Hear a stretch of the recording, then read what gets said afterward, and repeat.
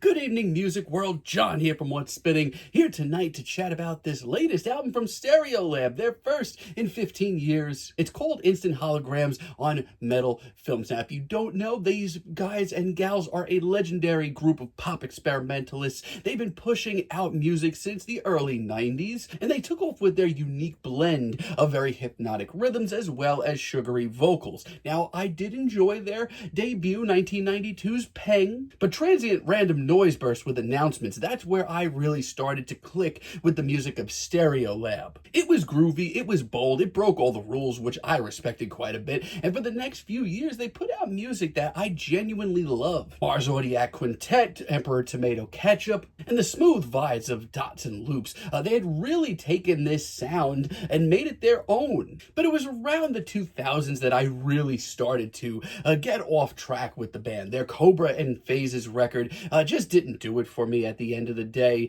It sounded okay from a distance, but it really didn't do anything to excite me or tell me to stick around. And their next few records throughout the 2000s honestly put me to sleep. It certainly sounded like Stereolab from a distance, but without the heart. Now they're back with their first record in 15 years. That's a long freaking time. Now, I didn't really know what to expect from the singles and the album itself, but I will say that I did really enjoy the singles leading up to this thing. This album kicks off with Mystical Plosives, and I do enjoy it. It's a very quirky, fun little intro. Sounds very much out of the Kraftwerk discography. It sounds like you're stepping into Stereolab's dimension. Then we have Aerial Troubles, one of the earliest singles dropped here, and it's honestly pretty decent. It's actually great. I love the drama that we get here. It's got some quirky instrumentals, some nods to Krautrock as well, and it also has a nice little callback to this album's opening instrumental. But then things start really picking up the pace with Melodie is a Wound. This one for me, this is home. This is a 7+ minute,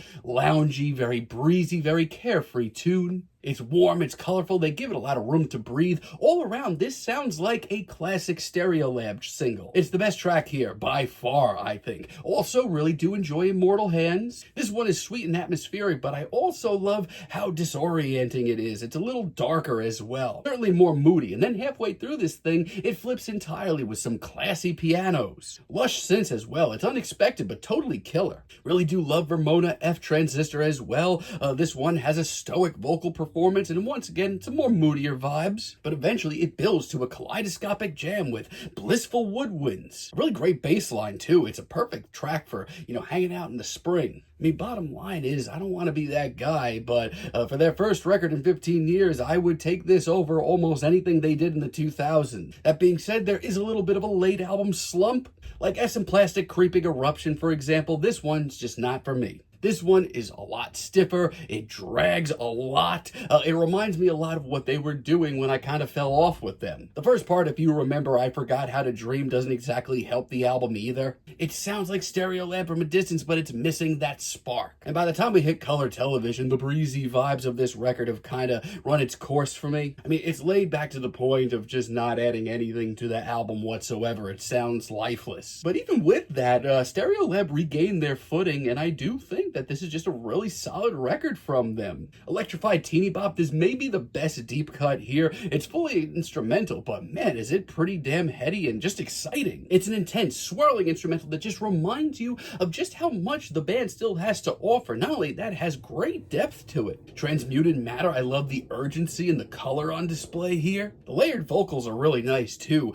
Flashes from Everywhere is also pretty damn solid. Piano, sweeping woodwinds, a great synth melody. It may be the most Stereolab track here. Also, the second part to If You Remember I Forgot How to Dream is so much better than part one. I mean, it's not maybe my favorite vocal performance of this record, but the atmosphere, the experimentation, and the weirdness of this track are definitely enough to wet my whistle. I mean, the band hasn't shown up for a record in 15 years, but for the most part, they sound concise, they sound refreshed. It's an album that reminds you who the hell you're dealing with. It reminds you of what Stereolab sounds like when they are locked in, and for the first time in a while, I feel like they really are locked in. I'm feeling a very light 8 on this record, but let me know what you all think down below. If you like the video, be sure to give us a like, give us a subscribe. If you're feeling froggy, hit those notifications, and let me know down below what you would like for me to chat about in the future. And until next time, have a great day, friends.